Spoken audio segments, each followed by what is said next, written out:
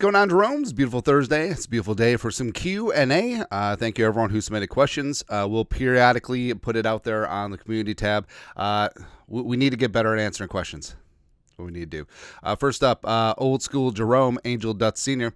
The last two games, really no pressure on Goof and Stafford. Don't know what's not clicking, but with no interior pressure and with aging below average cornerbacks, this could get ugly, skull crazy. And really what happened is the Lions and the Rams did a phenomenal job blocking up the Vikings' pressure. And I know it's easy to say, well, the league has figured out Brian Flores. Well, if the league has Ben Johnson and the league has Sean McVay every single week, then maybe. All right, but the Vikings got some ish too, and hopefully they can bring some heat on the Colts and jumping Joe Flacco. But it really is a situation of where one hand washes the other. And if the pass rush isn't getting home, the cornerbacks are going to be exposed. And it doesn't even matter if you're a tier 1 prime Darrelle Revis. You can only cover a receiver for so long. And if you have to do it for 4, 5, 6, 7, 8 seconds, it's a wrap. It's done so. Right. Next up, number 2, Tyler Richards. Handy, love your content. Thank you. I think that Kevin O'Connell really needs to give up play calling. I think he has good play design, but he can't adjust, and it's evident. I would love to hear your thoughts, Skull. So, O'Connell is phenomenal with play design, and the Vikings do have one of the most explosive offenses in the National Football League.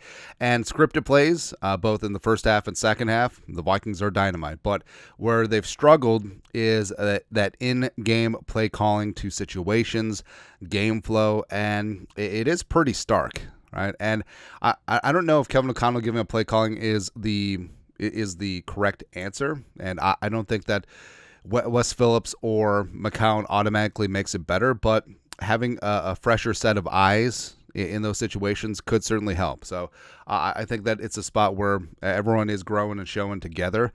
And O'Connell, remember, he has called plays in the past in Washington as well as in preseason with the Rams with McVay, but this is only his third season as a full-time play caller on top of being a head coach, right? And all of the traits are there, and like I said, design-wise, it's fantastic. But deployment, once you get away from those scripted plays, a bit of an issue this season. Next, Rudy Peel. These last 3 games, I noticed Darnold has held on to the ball way too long. Even on the face mask sack play, he had a decent amount of time in the pocket.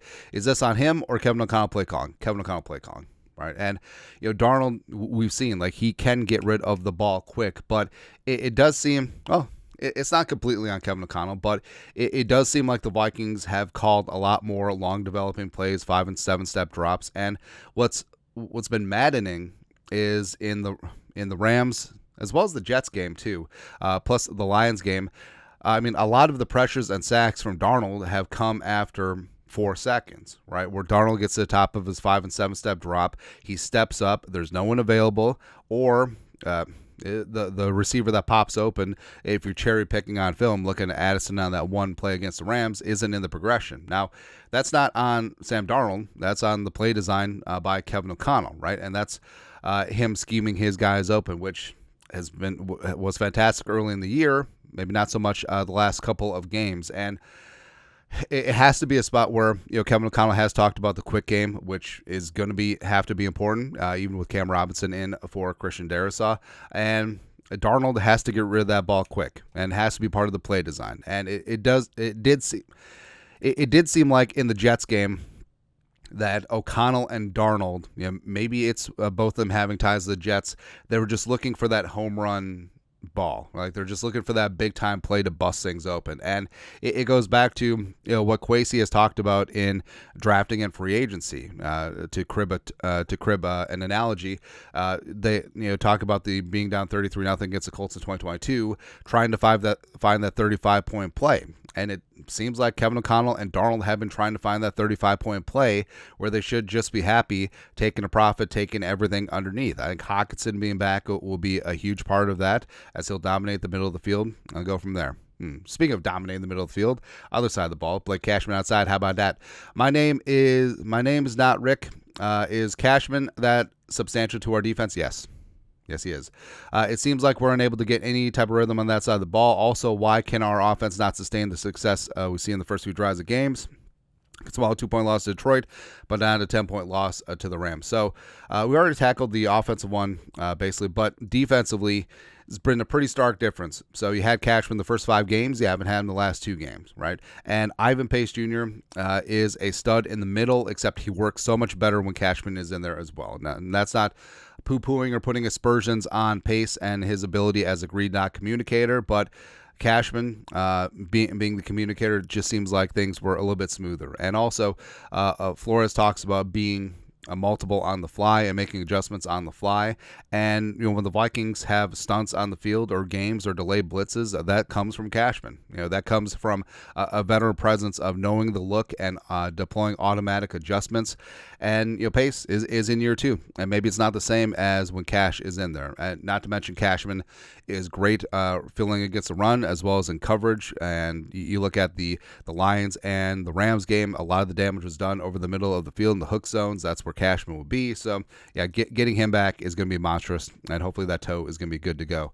Lastly, Paul Donahue, hypothetically, what do you think J.J. McCarthy would bring to this unit right now over Sling and Sam Darnold? I understand Sam has been playing well, but do you think J.J. would elevate this team to greater heights and maybe help correct Kevin Conley with scoring later in games? Love the content, Skull. Well, McCarthy, Darnold can move a little bit, but McCarthy definitely has a little bit something to him. Like, he's not a running quarterback; he's a quarterback who certainly can run. And McCarthy, Darnold's been great attacking deep, and he is second in the league in terms of average depth of target. And McCarthy has that too. McCarthy, frankly, has a stronger arm, probably even a touch more accurate down the field. And again, that's not poo-pooing on Darnold, but what McCarthy does, and you saw it at Michigan, is that he will take the underneath open receiver. Like, he will take what the defense will give him. Now, maybe he wouldn't with Kevin O'Connell's play calling and play design as of late, and we've talked about, like, it's not like Darnold can't hit the underneath receiver or just check it down, but it's funny, like Kirk Cousins, like everyone complained about him checking it down, not going downtown, and now Darnold's basically doing the opposite. Now we're asking him to check down. It's almost like we Vikings fans are only happy when we're unhappy. But McCarthy, I have a lot of reverence for J.J. McCarthy. I can't wait to see what he does in this offense going forward. And I love me some Sling and Sam Darnold, a.k.a. America's quarterback, but I just think for the future of the franchise, it's going to be McCarthy. And that doesn't mean that Darnold can't lead this team on a magic carpet ride the rest of the season. We've seen the heights of this offense, and hopefully the Vikings can get back to good in that regard. But that's it. Q&A on this beautiful day. Bay, you know what to do. Skull, production value.